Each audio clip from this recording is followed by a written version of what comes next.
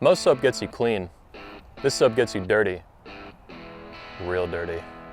Time to get dirty with Tactical Soap. All natural, pheromone-infused soap for men. Proud channel sponsor of 21 Studios. I'm Anthony Dream Johnson, and I approve this soap.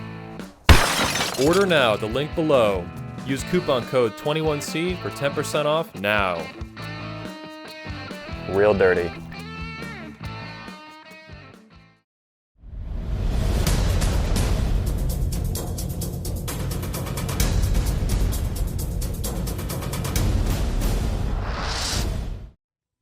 George Bruno with the 21 Report in Orlando, Florida.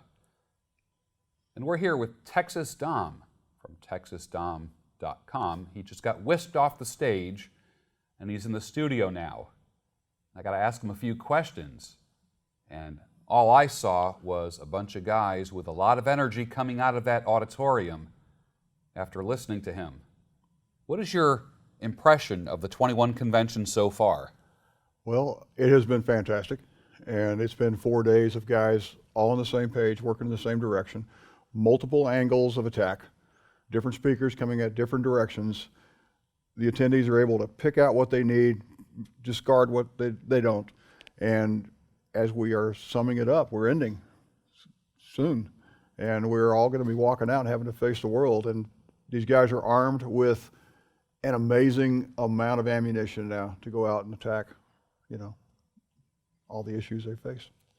Yeah, you said some different angles of attack, because all the speakers are distinctly different. Absolutely. It wasn't just an echo chamber for the past 4 days. Right.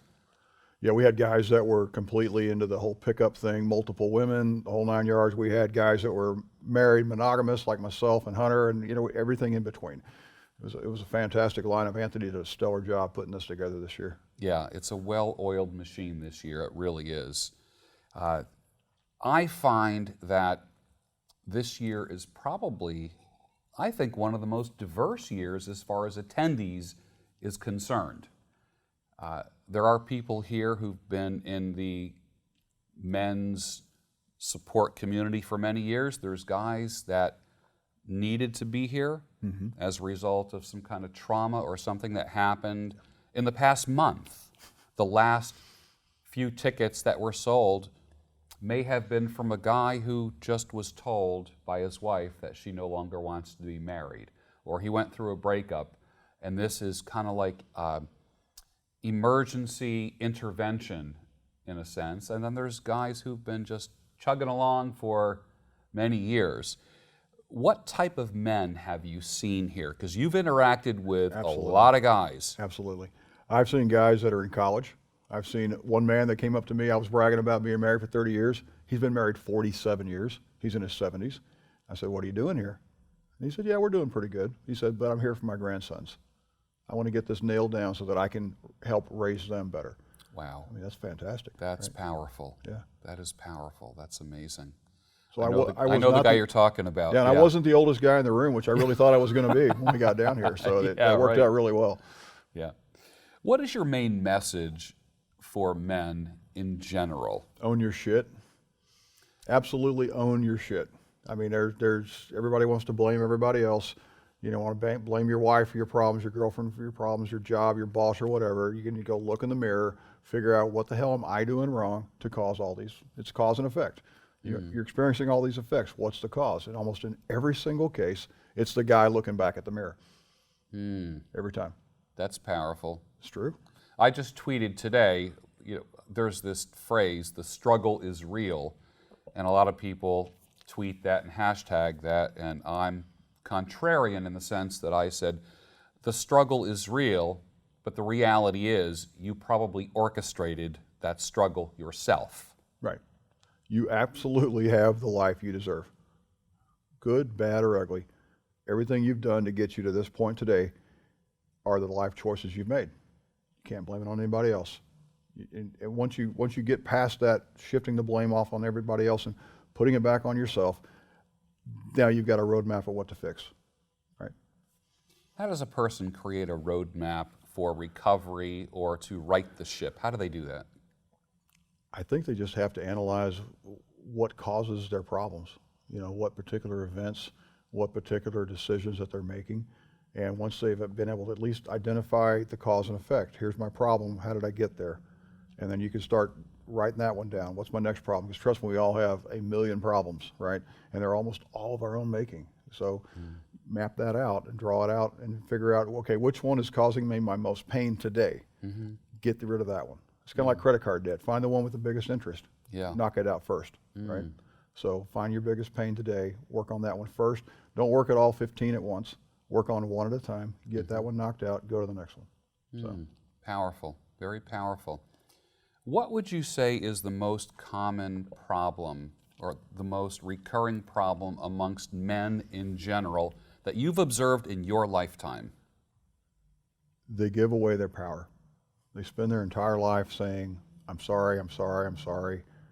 They absolutely don't lead themselves. They expect other people to follow them, but they're not even leading themselves. And so they just have to work in that direction. That reminds me of what Hunter Drew said. He says, look at yourself in the mirror. Would you fuck you? Yeah, I actually mentioned that in my talk today. You know, when I was drastically overweight, I did the same thing. My wife doesn't, you know, she's not fucking me like I want her to. And look in the mirror like, Yeah. I can't blame her.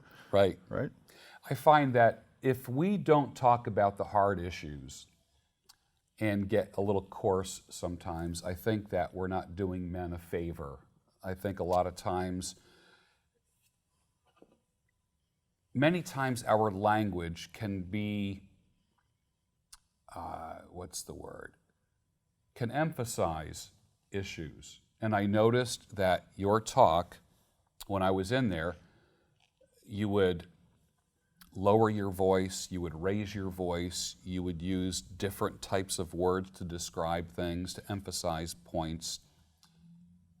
Did it tastefully, and you shocked a few people as well.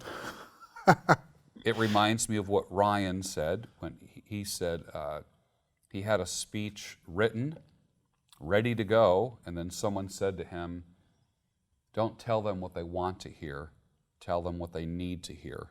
And I feel that your talk in there was what men needed.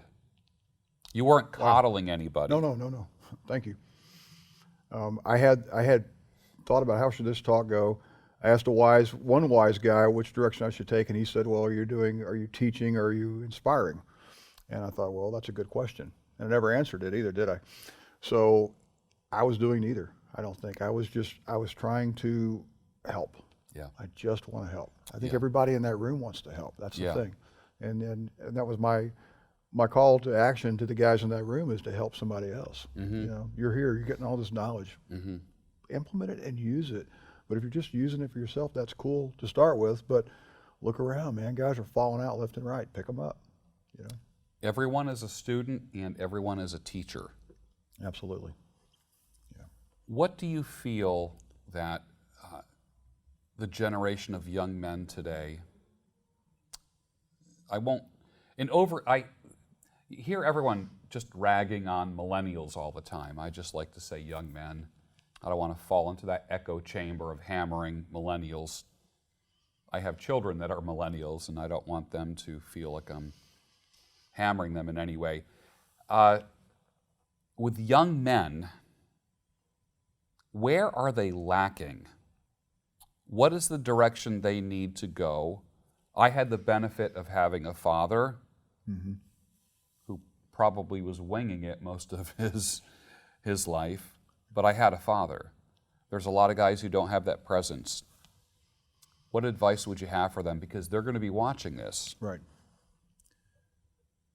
Find a man that you admire somewhere around you and try to hang out with him. You know, if you're trying to find a mentor in life, you know, phrase your questions carefully. Don't ask a bunch of stupid stuff just to start a conversation. Actually have a legitimate question that you need answered, and that person will see that you're serious, and they will often spend hours trying to help you out just because you approach them with a great question. But if you don't have a dad in your world, or your dad's not a masculine man, or you know, maybe your uncle is, You know, maybe your dad's best friend's a little more masculine than he is, and Yeah. you can kind of, the three of you can go do some stuff together. Yeah. But you know, you find that guy out there that you admire, that you want to be like. Go find out what he's all about.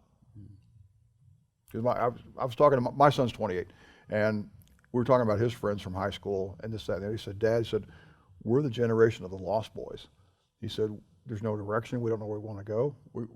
Most of them are playing video games 24/7 as much as they can.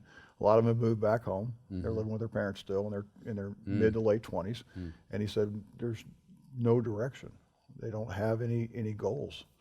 And I guess they've been allowed, and maybe part of it is, you know, the parachute parents that come in and try to take over and do everything for them.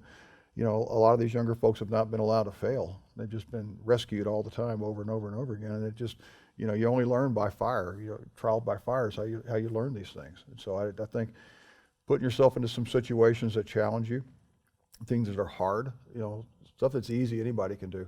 Find something that's hard for you. Figure out what you want to do.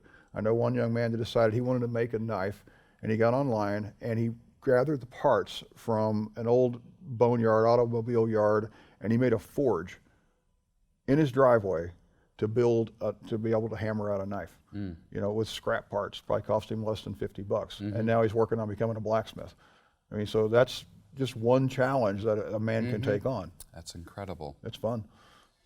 Dr. Jordan Peterson came out with a book called The 12 Rules for Life. I love it. I love it. The first rule is make your bed. Simple. And I thought it was going to be, honestly, I thought there was going to be something more profound, and I was like, make your bed? And then I thought, that's your first chance in the day to take chaos and make order out of it. It gives you something to do. It was an instructional thing. What are Texas Dom's first things that a man should do? First things first. I love Peterson's book. I got to address that. I know that not everybody agrees with him, this, that, and the other, but I think the man is legitimately helping an entire group of people and young people. Created a conversation that didn't exist before, didn't he? Thank you. He's doing his thing, and he's doing it pretty well. You know, got hats off to him. What would I say that my number one rules would be is to, you know, we just talked about it a minute ago. You got to own your own shit. You got to accept your own faults for what they are, and you got to start to improve. Making your own bed, you know, clean up after yourself. Don't live like a pig. You know, those are legitimate things that everybody should take care of. I think dressing nicely. There's no reason why you shouldn't. You know, nasty T-shirts and gym shorts are not going to get you anywhere in life. Sorry. You know, you want to go bum out after a workout and sit in those for a while, that's fine.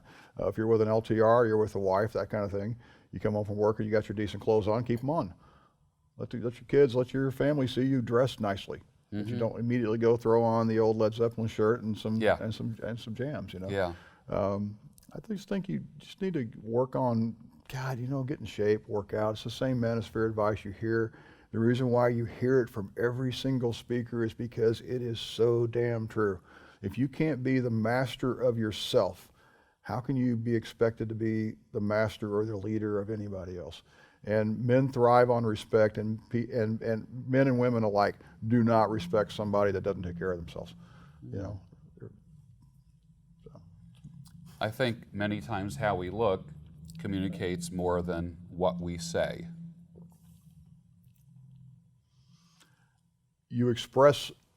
We're getting into Tanner Guzzi's area here, but you're expressing yourself, and the image that you put out to the world of who you are and what you're all about is expressed in your clothing. And as I sit here in a very casual shirt and some blue jeans, but that's who I am. I got boots on in the whole 9 yards. But as you get into other situations, there are times to be able to put on a nice sport coat and to be able to dress up. And it's all about the environment that you're in. And like I said, Tanner does this way better than I do. But it is hugely important. And I'm in sales, and I had a buddy of mine years ago that says, look, if you're going to go in and ask for $1 million, you damn well better look like $1 million. People don't want to give that much money to a slob. Wow. And so I just closed a big order the other day that was just under $1 million, and the same thing, suit and tie when I walked in and made it happen. But I'm talking to the governor's office, I'm talking to state senators and that kind of thing. And I had a huge audience, and guess what? The context, everybody in there had a suit on. You better play the part. Yeah. Yeah.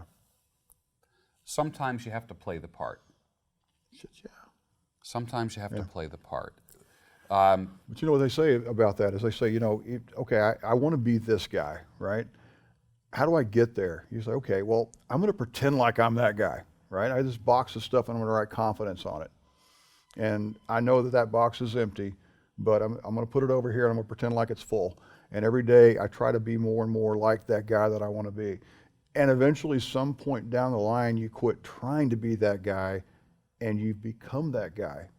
And then eventually you open that box of confidence and it's full. You're like, how the hell did that get there, right?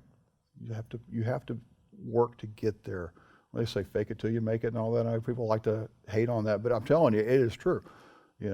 Think of yourself as being more valuable than you might think you are. Quit talking negative to yourself. You get into that, Cernovich has that book, Gorilla Mindset, where he talks about, quit talking negative about yourself to yourself all the time, because you're just reinforcing it over and over and over again. Yeah. Build yourself up. Be your own biggest fan.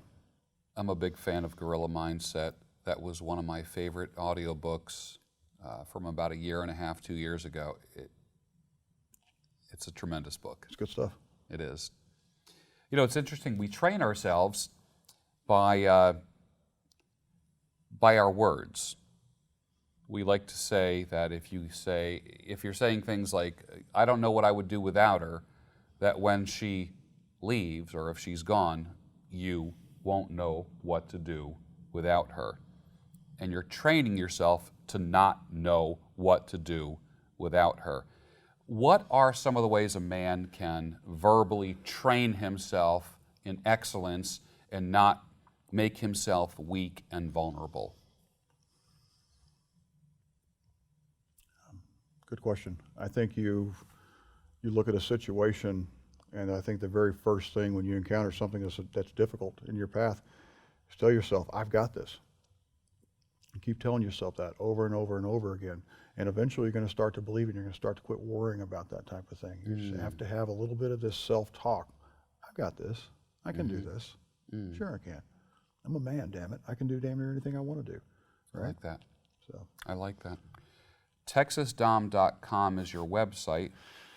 yes. Tell us what that's about. I started TexasDom.com as a blog. My girl has a submissive, mostly female submissive community that she wanted to start with WordPress.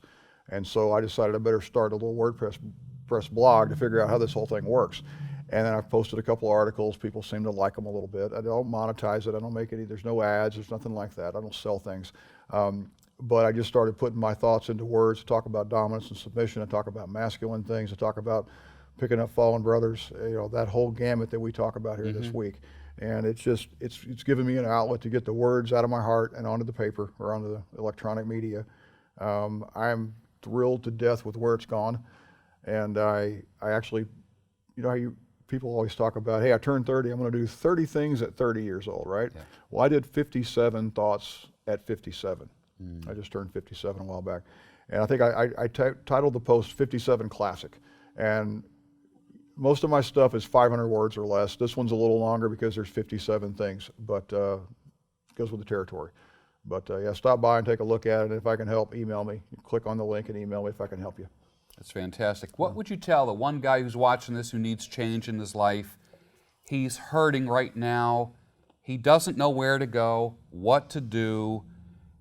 Is there a change in his mindset? I know you said own your shit. How does someone own their shit? Admit that they're in the situation that they are in because of themselves. Once you admit that I've gotten here because of my piss poor choices, then okay, now I can quit blaming everybody else and I can start on that path. The other thing is, if you're miserable, get to the gym, start lifting. Richard Cooper talks about lift heavy things. Pick them up, put them down. Pick them up, put them down. You start to release endorphins in your body. You start to feel better. You're bathing your brain in feel-good chemicals, and there is no substitute for it. You've got to get out there, cardio, do something, move, get off your butt. Don't sit there and feel sorry for yourself. It's easy. It's a trap. It just sucks you in. You get bigger and bigger, and you get sadder and more miserable as the days go by.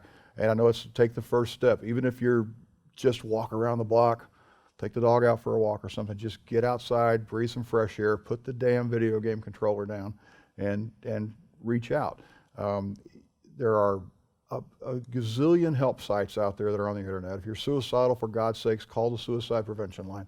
There are people there 24/7 that'll talk to you at any time. I mean, they live to help you, but don't make that mistake, that tragic mistake that I see a lot of people making.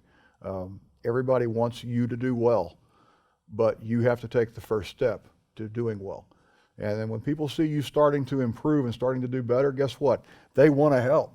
They want to chip in. They want to do everything they can to help pull you along.